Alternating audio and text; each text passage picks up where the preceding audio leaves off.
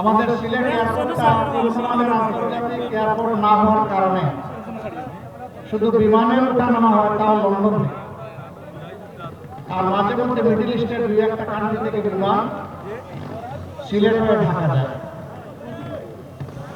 কিন্তু আমাদের বিপুল সংখ্যক মানুষ ইউরোপ আমেরিকায় আছেন, পশ্চিমা বিশ্বে আছেন।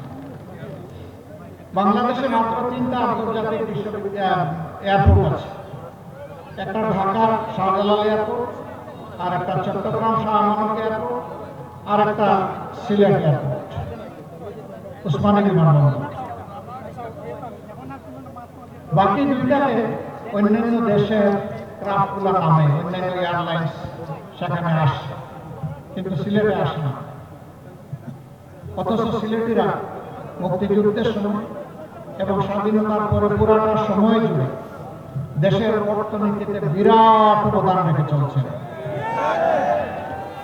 ইনশাআল্লাহ আল্লাহ তাআলা আমাকে বাঁচিয়ে রাখলে আর দেশের ক্ষুদ্র কোনো দায়িত্ব পালনের সুযোগ পেলে সিলেট এয়ারপোর্ট পূর্ণাঙ্গ আন্তর্জাতিক বিমানবন্দর হবে ইনশাআল্লাহ। উসমানী বিমানবন্দর আর কুড়িয়ে কুড়িয়ে আন্তর্জাতিক বিমানবন্দরের পরিচয় দেবে না। 2 নম্বর, গোটা বিশ্ব সামনের দিকে আগাচ্ছে আর আমরা মাঝে মাঝেই পিছনের দিকে দৌড়াই। যুক্তরাজ্যে বিপুল সংখ্যক প্রবাসী সিলেটিরা আছেন। ম্যানচেস্টার এয়ারপোর্ট এর সাথে আমাদের কানেকশন ছিল, ঢাকারও ছিল, ঢাকা হয়ে আমরা সিলেটে আসতে পারতাম। এইটাকে লোকসানি প্রজেক্ট দেখিয়ে বন্ধ করে দেওয়া হচ্ছে। লোকসান হয় চুরি চামারির কারণে। ইনশাআল্লাহ চুরি আমরা বন্ধ করে দেব। ইনশাআল্লাহ ম্যানচেস্টারবাসী তারা নিয়মিত ফ্লাইট পাবেন।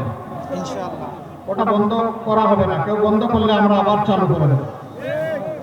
শুধু ম্যানচেস্টার না, বিশ্বের যেখানে যেখানে বিমানের ফ্লাইট নাই, গুরুত্ব বিবেচনায় অগ্রাধিকারের ভিত্তিতে সেখানেও ফ্লাইট চালু হবে ইনশাআল্লাহ। ভাবতে পারেন আমেরিকার নিউ ইয়র্কের মতো জায়গায় বিমানের কোনো সরাসরি ফ্লাইট নেই, এটা চরম দুর্ভাগ্য।